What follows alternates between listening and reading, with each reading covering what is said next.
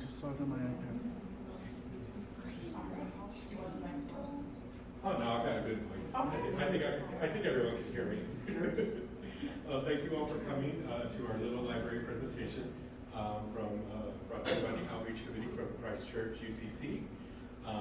Reverend Gilbert's back there handling all the streaming stuff, but we have Rita, Barth, our faith-forward Sunday school teacher here, and also a little library expert who helped us get ours and got some information on where we could get some, and so we thought, well, she could share that information with the general public. And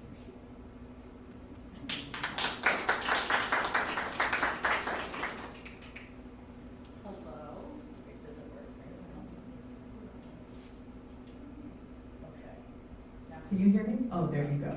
All right, so I'll do this part, introduce myself in front, because normally I do this walking around at different organizations, but my name is Rita B, and I am a Las Damas de Belmont Cragen, and that's all part of my stuff, and I have been an educator for 20 years.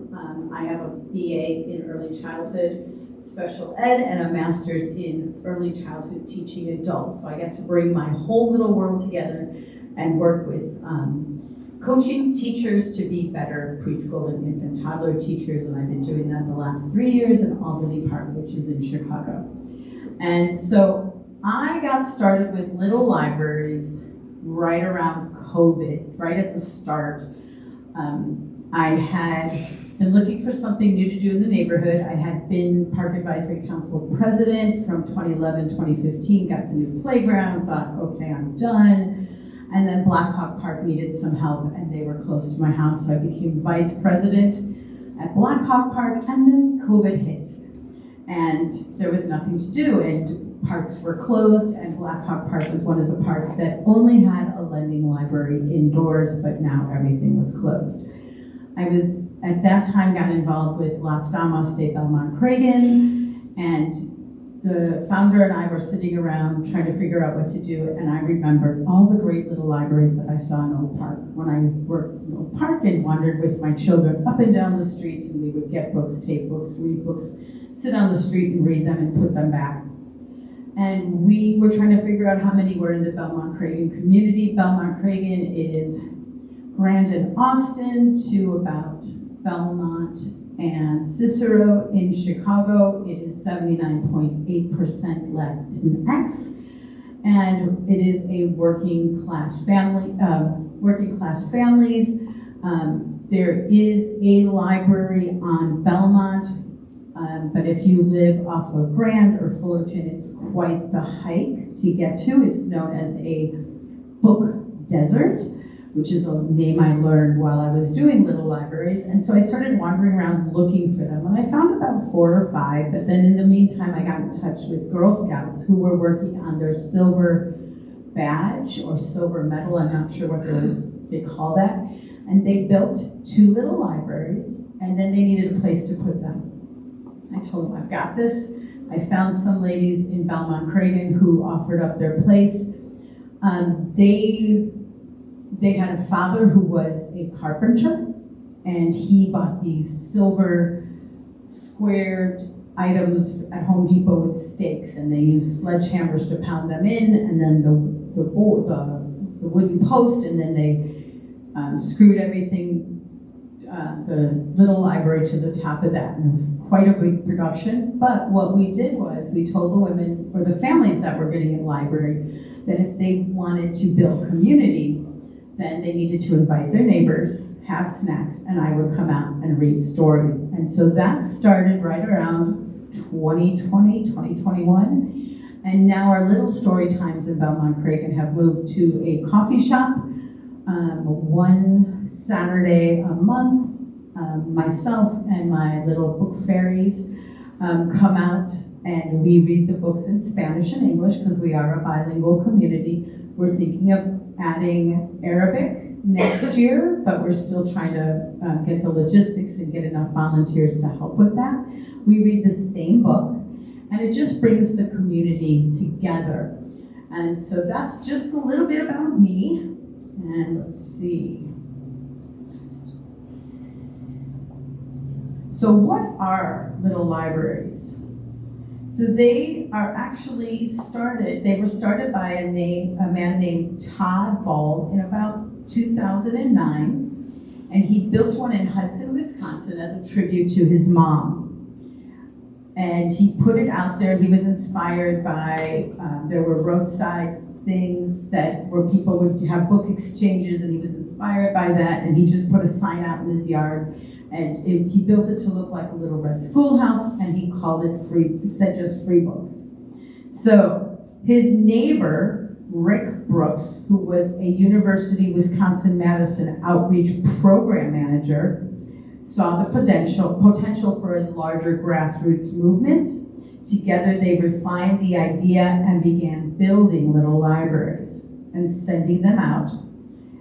The first official Little Free Library as the nonprofit was established with the goal of 2,510 libraries. By 2012, they had 4,000, and right now it's a global movement with over 150,000 free little libraries in 100 countries, making it the largest book sharing movement in history. Now, as I tell the women that usually come out to hear me speak in Belmont Cragen, I don't expect you to pay the registration fee, to get the little card that says you are a free library. Just put your library out there and put it on your community Facebook page and let it just go from there. You don't have to pay the fee to be part of that nonprofit. You can just put your little library out there. So why does it become popular? It's community building. They foster neighborly connection. It allows access to books to everyone, and especially valuable in book deserts. As I mentioned, Belmont Cragen was discovered to be a book desert. It wasn't a place that kids could easily ride their bikes to. I grew up in Jefferson Park. I could ride my bike on a Saturday to Jefferson Park Library or Oriole Park Library, but that was the 70s, and we know nobody is doing that nowadays. Their parents are working and they're driving their kids, and they're not necessarily stopping at the big Chicago public libraries. The fun part is, as you can see from these, that it allows for creativity and personality. Many are uniquely designed, reflecting the stewards' personalities. I saw the one up here for dog treats. I thought that was fun. So literacy, access, and equity. So even little libraries, equity and diversity are huge words right now, and everybody's talking about it and how it affects them. So book deserts and barriers to library access include things like transportation, hours, and fines. I know as a child, my mother would always get on me for losing the books that had to be returned to a Chicago Public or Des Plaines or any public library. The little libraries as a form of community-led literacy justice, which means that by putting up a little library at your property, you are welcoming all of your neighbors to come and allowing them to have access to books. Even though we appreciate the Chicago Public Libraries and the Des Plaines Public Libraries, we decentralize the power of these big institutions by creating literacy initiatives that are shaped and led by community members, which includes our parents, our elders, our activists in our youth, rather than outside institutions. So, example, neighborhood reading circles. In Belmont Cragen, and I know there's one here in Des Plaines, a group of retired ladies get together and knit. They sit in the Park District and they knit items for hospitals. I know Des Plaines has a group that does that too. And this is just a very simple way for people in the community to lead with love and kindness and make a difference at the hospitals where these items are going. Sorry, my speech is a little wonky because I've had it for another event. So, why does literacy justice matter? Literacy justice recognizes that access to reading and writing is a racial, economic, and political issue. By letting communities lead, solutions become more sustainable, inclusive, and transformative. And as you can see on these lovely pictures, there are quite a number here in displays. I'm not sure if any of you have ever heard the term eyes on the street. However, this was set by Jane Jacobs. She was an urban activist and a writer and a thinker whose revolutionary ideas challenged traditional city planning and reshaped how we understand vibrant, livable cities. Her most famous concept is eyes on the street. So literacy access, kids get books, homes, families build home libraries, and these little libraries support and encourage people to walk, pause, and talk. Little libraries serve as micro-gathering places, and little libraries support the increased perceived safety and foster a sense of belonging. Communities where people know each other are more resilient. Even short conversations at a little library reduces social isolation. Trust and small interactions lead to greater cooperation and community investment. People take ownership of the library, keeping it clean and stocked. And we can hope, because I heard some stories that doesn't always happen. But it's the goal. Even just waving to your neighbor increases trust. So I want you to take a moment and wave to your neighbors. Reading at little libraries is not just for little children.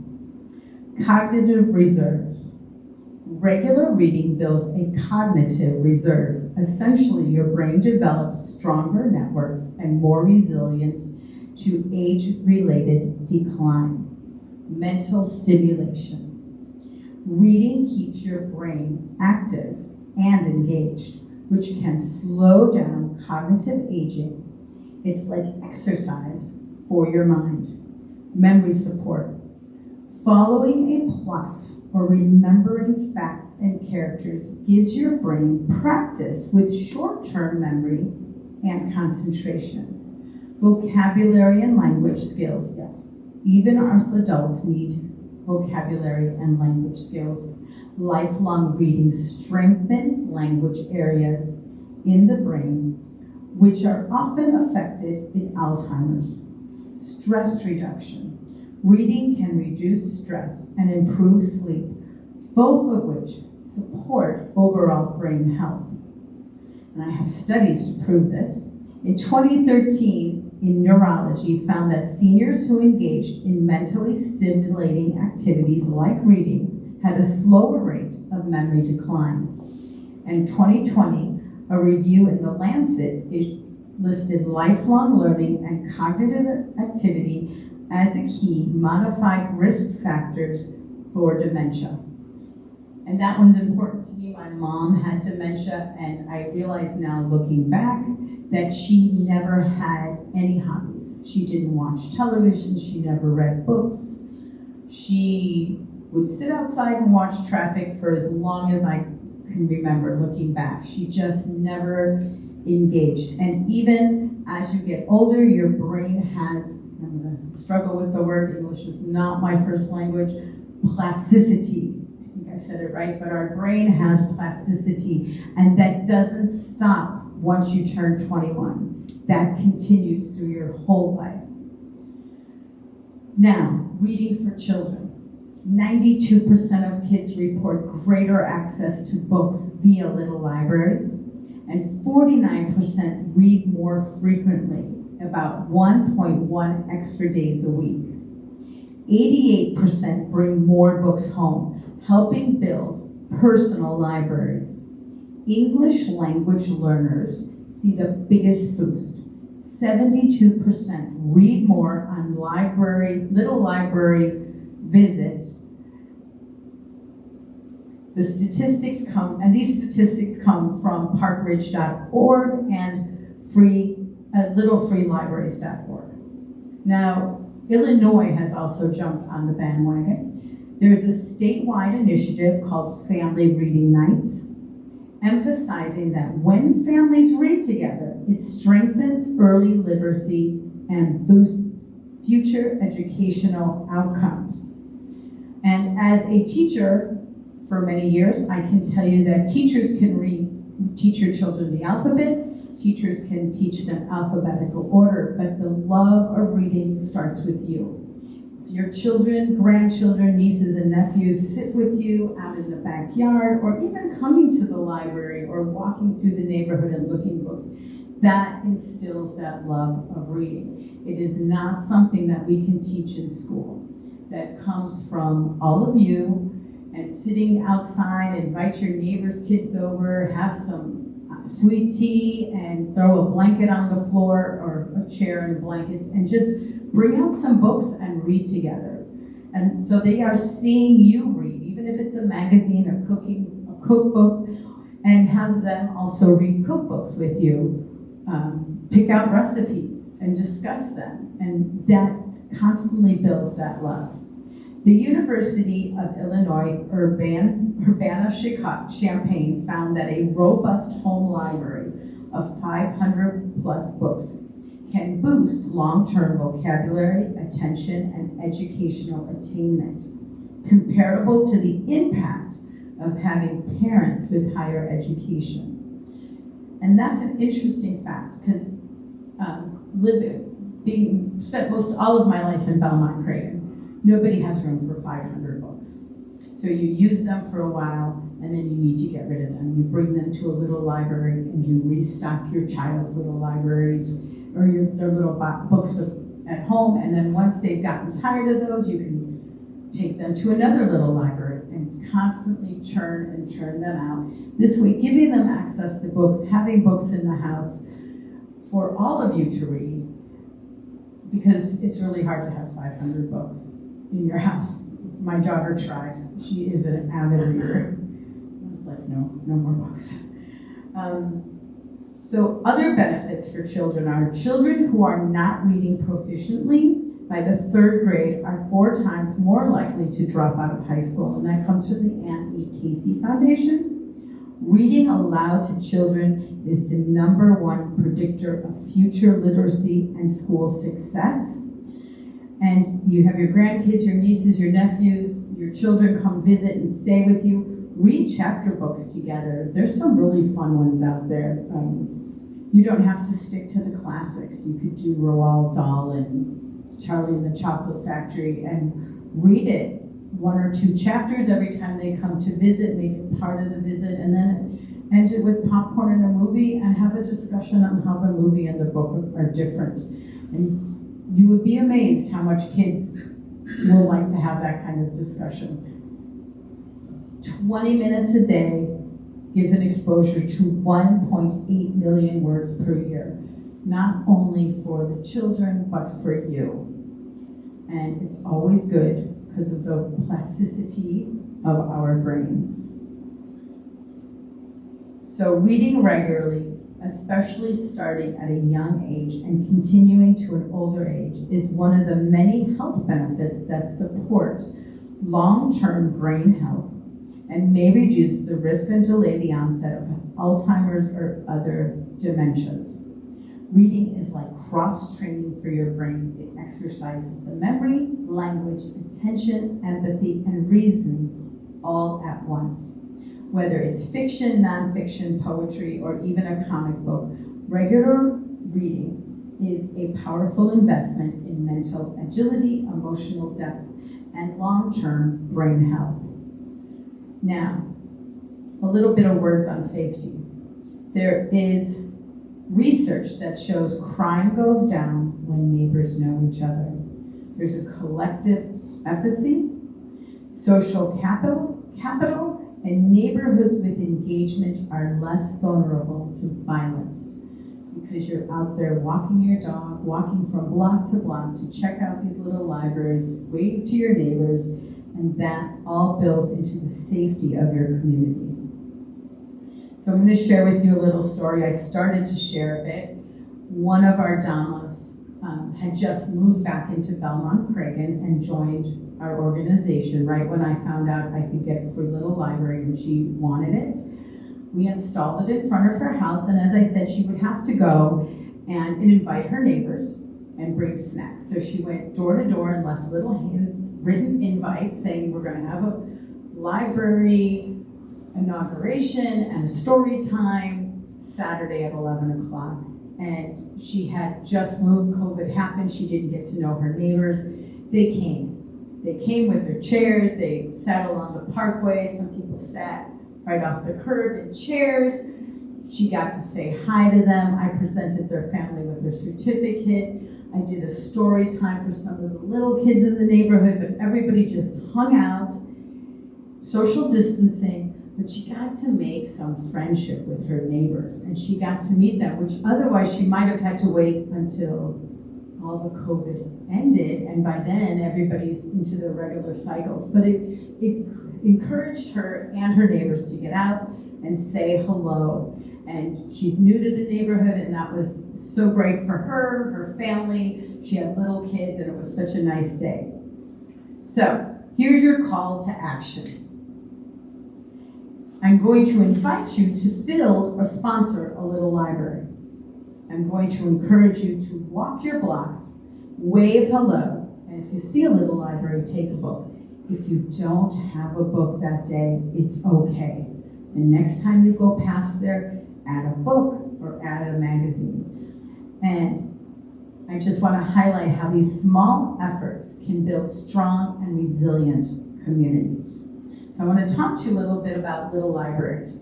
I have learned in my years that if you are not a carpenter, do not attempt to build one using recycled cabinets because they do need to be weatherproofed. But Amazon is a great place. We encourage this one in Belmont Cragen because at the bottom it takes 80 pounds of sand. So once you put it together, 80 pounds of sand go in here, and then if you move, which in my community where I'm from, people move quite a bit. And so you can move the little library with you. If it's on the parkway and they're doing work, you can move it to the side.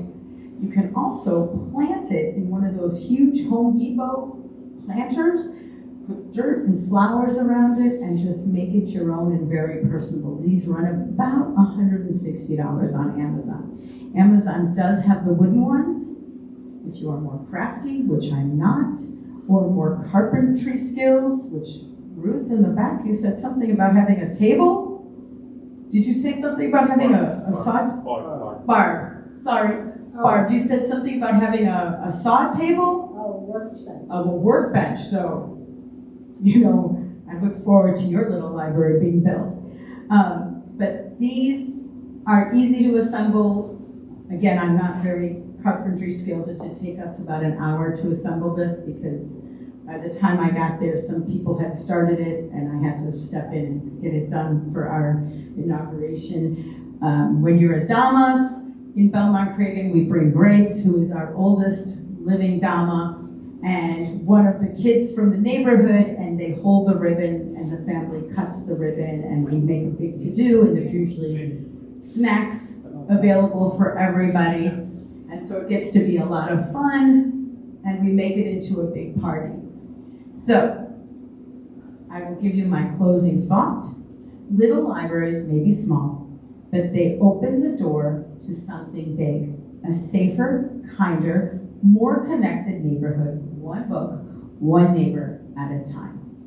And so I will end there, and if you have any questions, I will try to answer them. If not, woo, we're done. Yes? Are there maps of where these are? So, if you register with the little free libraries, and you pay, you can be on a map.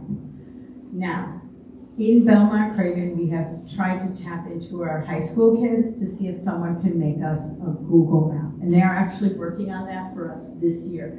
We plant a new library at least once every summer. This summer we might be having 2 or teaming up with some real estate agents in Belmont Cragen, and they're gonna, if you buy a house in Belmont Cragen, you get to enter the raffle, and if we pick you in September, we'll come out and do a little library for you. And so our map is pretty rough. It's just what I've done driving around and writing down addresses. And so that's our map, but we know that you can make the Google Maps. We just haven't found anybody in our web that wants to sit down and do it for us. But if you have somebody, you collect those addresses, and then on your Facebook pages for displays or Instagram for displays, you post those maps and ask people to tag that. You can also create your own page, but if you already have a displays page, which I did check out and do, then you can just add the map to that and talk to the neighbors and say, if you have one, reach out. We're putting a map together, and you don't have to send your money or your name and address to a national worldwide organization. I know some airports have them. People go to airports and will take a book, leave a book. Some, if they're on a business trip, will look for little libraries near where they are traveling, and will visit those little libraries. So some of the books go worldwide. Some of these here, we have photos of our registered libraries, and some of them are not. No. And so we tell the people in Belmont Cragen, and as I tell anybody, you don't have to send money and your address off and be listed all for a worldwide website so that everybody has your address. So that's the site. Yes, so you can see we are at Christ Church. We are registered in there. All right, I'll ask, how much does it cost? I can't remember. You don't need to- $20, $50? No, it's not that small. It's not that much. Okay. Are all of your little libraries in the Belmont Cragen area, are they all at personal residences? Yes. That's why we encourage these. And if you have an apartment building, we ask you to talk to your landlord, and I make sure that we have the landlord's permission to place this out. But they are all on personal residences. And if you want to do it in your parkway, which I'm assuming you guys have that also. These are all off the parkway on the private property. So They're not The actually. parkway belongs to the city of Des Plaines. yes, so in Belmont Cragen, I have a really good relationship with all the alder people. And if you call them and say, I want to put a little library up, Rita told me to call you, they'll always say yes. So if you wanted to do that here, you just have to talk to your village president, I think, mayor. If you buy the library straight out of there, you don't have to pay registration. It's included with your purchase for the library. And it's $50 per library for little library for other. They didn't. Okay. I just. Yeah, they have, I know they have lots of little library styles. I have a lot of carpenters that live in Belmont Cragen that like to create them, so we do have a lot of unique looking ones also. And then we have quite a number of these that have gone up. And I do not get money from Amazon because I do not have a business account, so I don't get any kickback if you do order this one off of Amazon. Yes. Are you familiar with the Nextdoor app? Yes. That would be a good place to advertise it. Yes. Yes, so if you have one here in Displays, put it on there and invite your neighbors to come. If you're putting in a series of books, I went to the one at North Park University, and somebody put in a whole series of Japanese anime. And so I was like, wow, somebody should have posted this out, because if you are a fan of Japanese anime, and it was the entire series, 1 through 15, or at least the series that was there, I couldn't read any of it, would have been a great thing to show up and advertise and say, hey, I just left these books, come get them. In taking these pictures, they're all over the city of Des Plaines. There's 22 that we found. There are others that I'm sure we missed, driving up and down the streets looking for them. They're all different, they're all interesting. There's one you saw up there that has dog treats in it. There's one that's cookbooks only. There's one that's adults only, there's others that are kids only. It's really interesting to stop and have a look. The puzzle one I found very interesting. The puzzle one, yeah. I have not seen a puzzle one. I have tried to encourage that, or card games that people tend to pick up a lot. I know we have some, like at least one art one that just collects leftover art supplies. I've seen fabric in their ribbons. I know in Portland, because they are on the Free Little Library Facebook page, they have keychains. People make keychains and they just come and exchange keychains. We leave also McDonald's toys at a lot of ours, so it's kind of fun to pick out. So we'll have McDonald's toys. You'll see a lot of bilingual ones. I try to, when I replace them, I do drive throughout Belmont Cragen, and even though I didn't plant it, we've kind of made ourselves stewards of the little libraries, and we strive to put bilingual books in all of our little libraries that we leave, at least one or two with our sticker. And so that makes it a lot of fun. We do clean, we take a garbage bag with us, and sometimes we just have to clean them out. Sometimes they're so overstuffed and overpacked, we clean it out and make it more organized. So if you come by one and you can't see the books, take a minute and just kind of straighten them out so that they're easier to read, because kids and adults are more likely to stop if the books are, standing with the spine out so you can see the titles of them rather than all just flip it around in there. And it happens because people come through, the kids come through, and just every now and then straighten them out. Go out, wave to your neighbors. Yes? I've seen some little libraries, boxes from some of our elementary school and early learning schools as well. Yes. These are usually put there by the LSE or the PTA.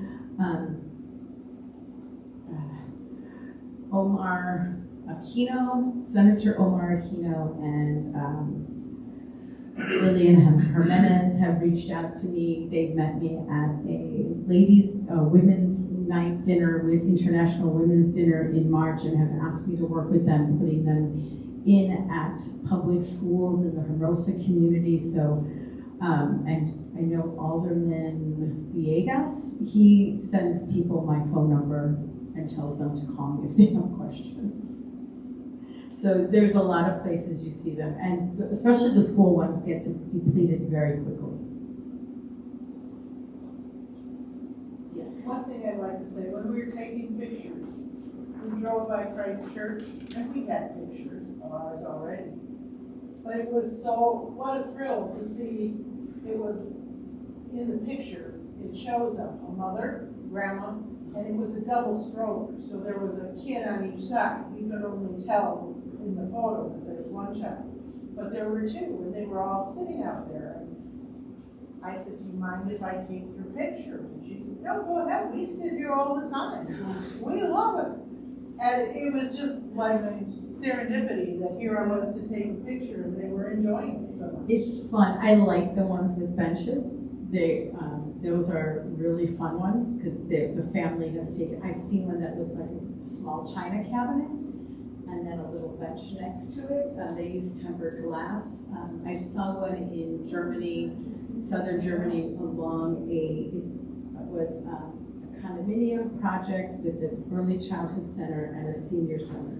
And it ran across this by the stream, and they had this huge china cabinet, double doors, but it was all special tempered glass, just filled with all kinds of books and benches everywhere. So the kids can come walk out with their teachers, but also the seniors that live in the senior center can also hang out. And it's just a neat little gathering place. And I saw that before I started. I saw that in like 2019. And I think it all just started putting ideas in my head, like how much fun it is to put these up.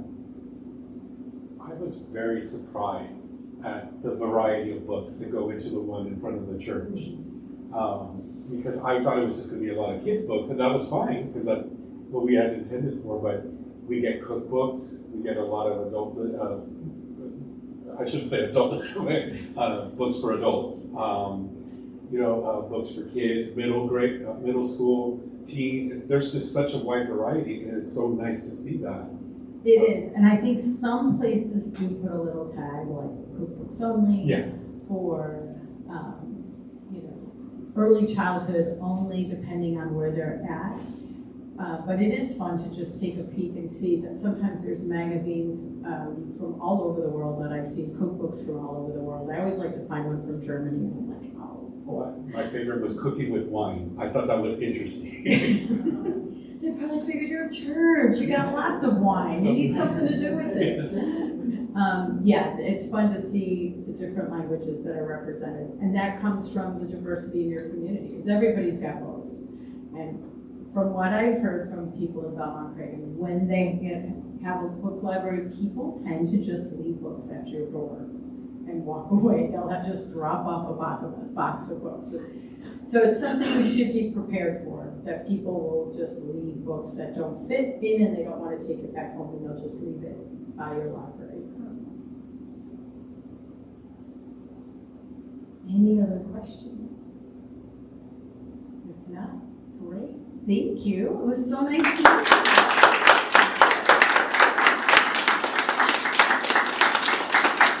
If you do have questions, you think about them later, you can reach me through Christ Church up there, and they'll get me a message, because I'm there usually on Sundays. Thank you all. Thank you, Rita.